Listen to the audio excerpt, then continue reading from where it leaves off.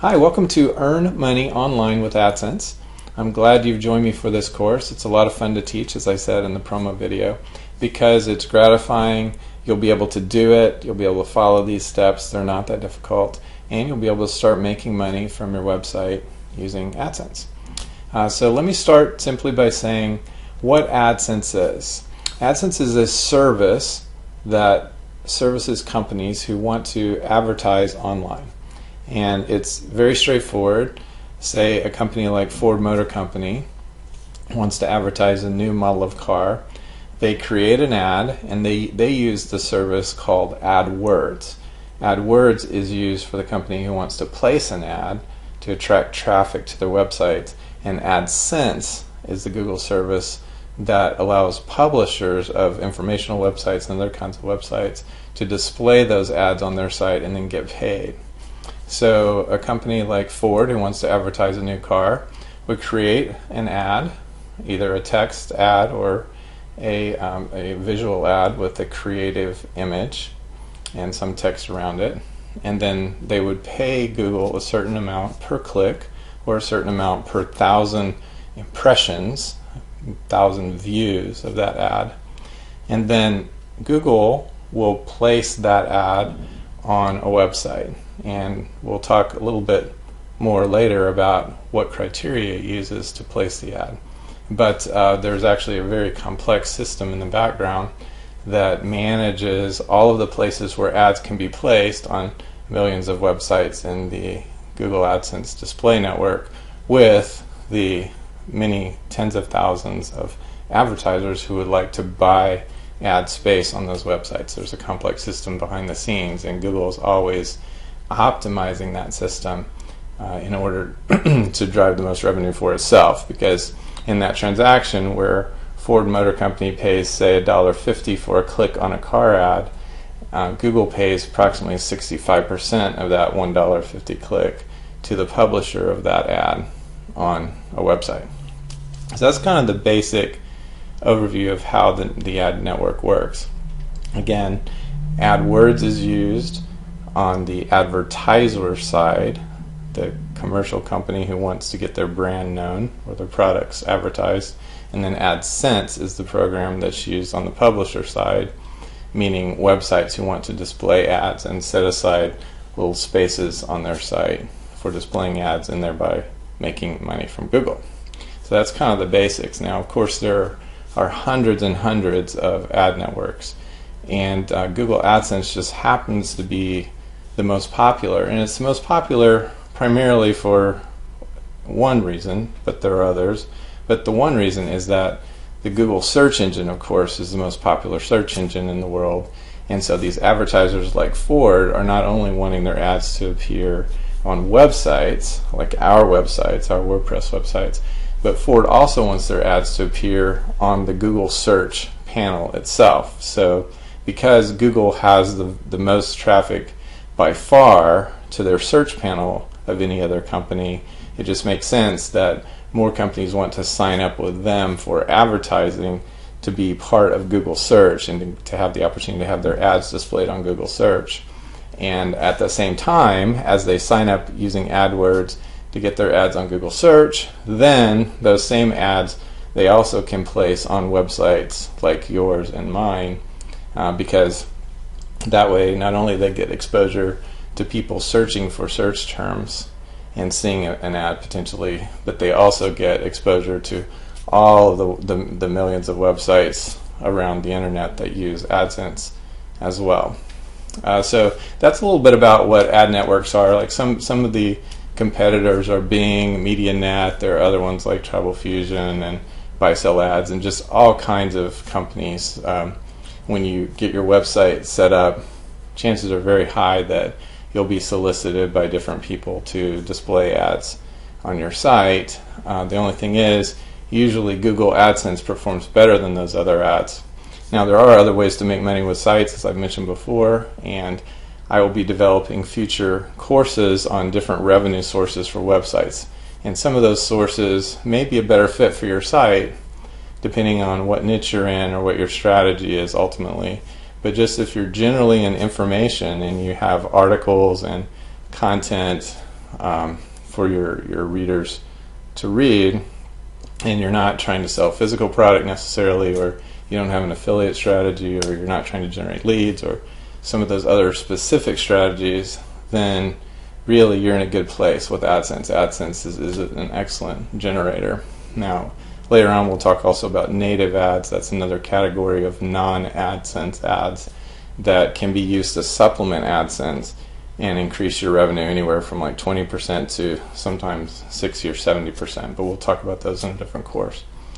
So make a note of that if you are successful with AdSense and then you want to supplement it with something else. I'll have a course on native ads in the future. So that's it. Now let me drill down just a little bit more and explain how AdSense works on a little bit more technical level. So if I'm Ford Motor Company and I want to advertise my new Ford Focus car, and I create an ad, how do I tell Google which websites to put that ad on so that I know that I'm not putting a car ad on a cat website or something like that? I want to put it maybe on a site like Kelley Blue Book where people are actually actively looking for cars. And the way that's done primarily is through a mechanism called keywords. So when Ford creates an ad about cars, they'll list a long list of keywords related to that ad. So quite likely they'll use a keyword of Ford or Ford Motors or Ford Cars or those kinds of phrases. But they may actually also use competitive names. They may use Toyota or Nissan or other kinds of competitors as keywords, because what happens is when they apply that ad and begin to pay money to have that ad advertised by Google AdSense, those keywords are evaluated. And what Google does is Google looks at my website and it actually reads the content of the title of my article, the text on the page in my article, and it says, hey, this article is about cars. Maybe it's about car tires, maybe it's about new cars, maybe used cars, maybe cars in an accident.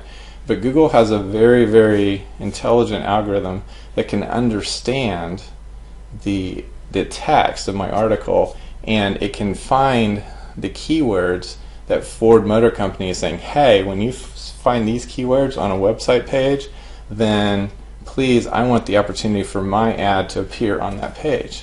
Because Ford understands and Google understands that if people are already reading an article on that topic, those people are going to be the ones who are most likely to click on that ad, or the most likely to look at that ad and keep it in their mind. So Google does this processing whenever you put a new article on your website, and it's an AdSense website, and Google actually reads that article. And of course there's the SEO part of Google that's trying to decide, is this a good article to show in search results and where, at the top or at the bottom. But there's also another pass that Google makes from an AdSense perspective where they look at that article and they say, hey, this article is a really good match for Ford because Ford's ad said that they're interested in these keywords, and I found those same keywords on this page. And it doesn't even have to be actually a one-for-one match of specific keyword phrases, but Google's smart enough to know if here are the keywords that this article is really talking about, those kind of things, and it matches that article with those ads. Now, if there are 100 car companies who all want their car ad to appear on a page like yours, then what's happening behind the scenes is those companies using AdWords are bidding for the ad space on your site. And they're bidding on certain the keywords they're competing on, and also on the size and shape of the ad on your site. So for example, if Ford wants an ad that's a banner ad that's 728 pixels across and 90 high, and they've created that size ad, and they're willing to pay $2 for a click on that ad, and Toyota has created another similar sized ad that would compete for that same spot on your website, but they're only willing to pay $1.50 for that ad in this simple illustration, then Google is going to place the Ford ad there and then place the Toyota ad in a space that may be less competitive, and that is very, very dynamic. I mean, they're looking at that every moment of every day, and it isn't just as simple as two companies competing for the ad space. It could be literally thousands of companies competing for that one ad. So the good news for the Google News publisher, us, is that Google is working behind the scenes to try to display the highest paying ad that they can for that particular ad space on our site.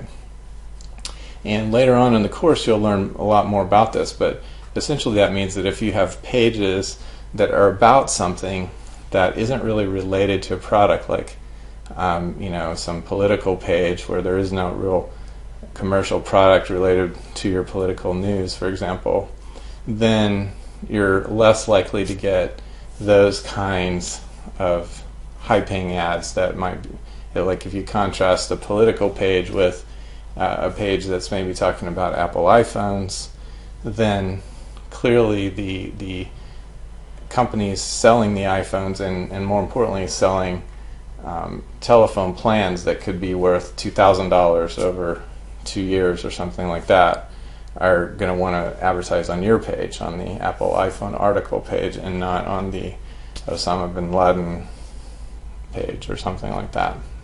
So that's one category of ads. The other one now, as you've seen, is that ads have begun to chase you as a person. If you've done a search on candy, then you're likely to see candy ads popping up, and that's because the companies are tracing your IP address, and they know that, hey, this IP address was interested in candy, so we're going to show them candy ads.